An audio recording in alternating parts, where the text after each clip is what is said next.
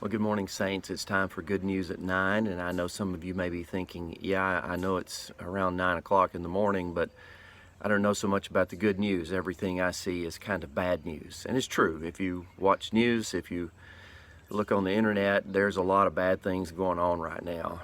But as I said on Sunday, this is not anything new. This is something that God's people have faced from the beginning. Ezra and Nehemiah were facing really difficult times when they went to Jerusalem to rebuild the walls and to rebuild the temple.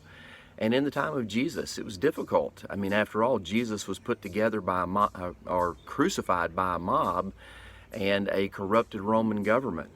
So the people of God have faced difficult times before. Paul faced them. If you read about Paul's life, you know he went through a lot of terrible things.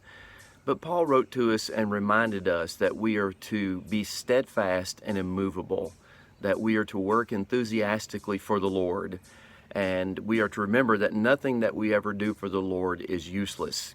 So I want to encourage you today, be steadfast and immovable. Work enthusiastically for the Lord. In spite of what's swirling around us, we need to continue to be salt and light. If ever there was a time when the people of God needed to be light in this dark world, it's now. If there's ever a time when God's people needed to be a preservative and to give flavor to the world, it's now.